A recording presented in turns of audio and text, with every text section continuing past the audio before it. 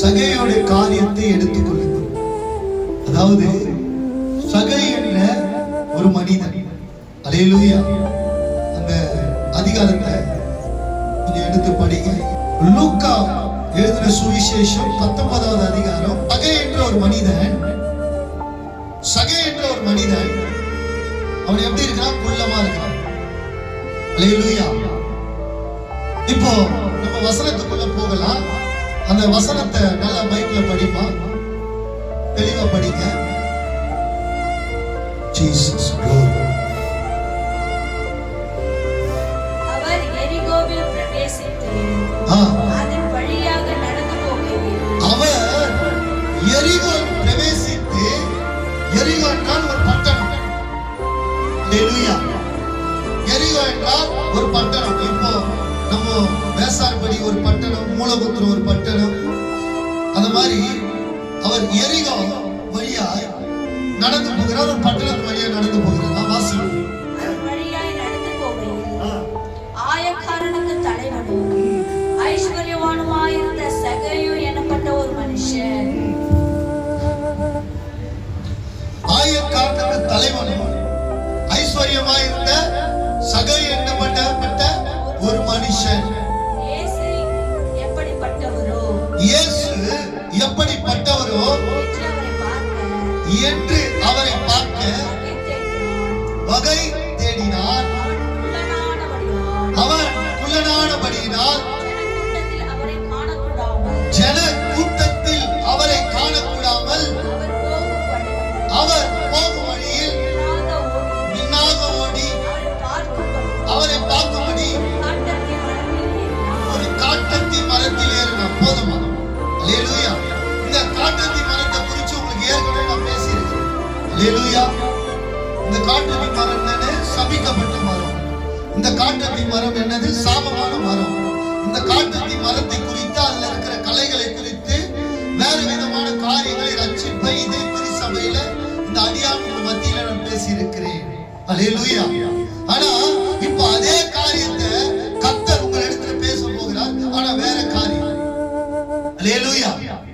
கூட்டத்துல நெருசடியில அந்த மனிதன் எப்படி இருக்கிறான்? அவன் குள்ளமா இருக்கிறபடினா அவன் கூட்டத்துல இயேசுவை எப்படியாவது பார்க்கணும் என்று வகை தேடுகிறான். சரி, உங்களுக்கு புரியும்படியா ஒரு காரியத்தை நான் சொல்கிறேன். அது இந்த எரிகோ பட்டணத்துக்கு கவனிங்க. நான் சொல்லுகிற விஷயத்தை கவனிங்க. இங்க இருந்து இப்போ பாருங்க.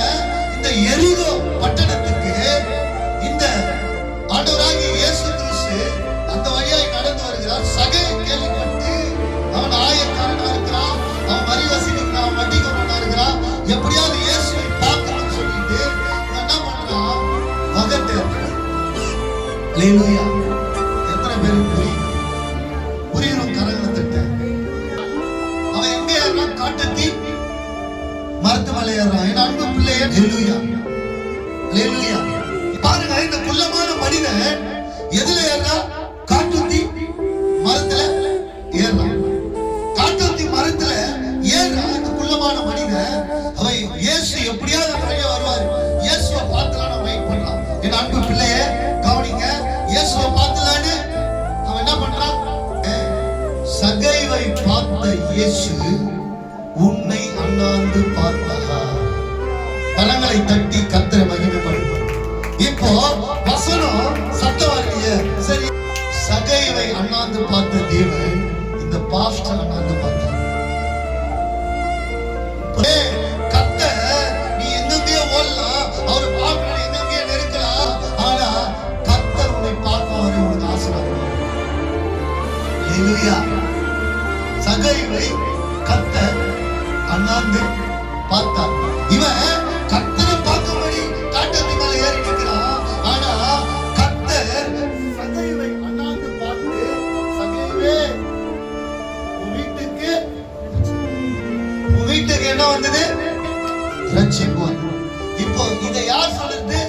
ஆண்டவராகிய இயேசு கிறிஸ்துவே சகையை பார்த்து, அண்ணாந்து பார்த்து, உன் வீட்டுக்கு ரட்சிப்பு வந்தது. அல்லேலூயா. ராஜா வர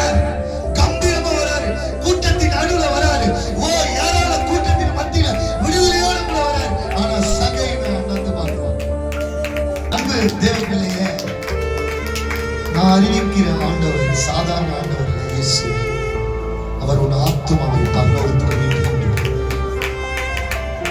அந்த இயேசு கிறிஸ்துவ நீங்க சபைக்கு வந்துட்டியா, நீ சும்மா போவாத, அவர் கூட இட்டு போ,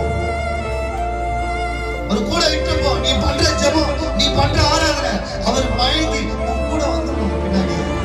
யாரு சகையை அண்ணாத்து பார்த்தாரு, சகை பின்னாடி இயேசு படி படி. அல்லேலூயா. இயேசு எங்க வந்தாரு? சகை வீட்டுக்கு. சகை இயேசு பார்க்க வந்தான். நீ சபைக்கு இயேசு பார்க்க வந்தீங்க, இயேசு உன்னை பார்த்தாரா? இன்னைக்கு செய்தி என்ன? எத்தனை பேருக்கு புரியுது? கரங்களை தட்டுங்க. இயேசு சகையை பார்த்தார்.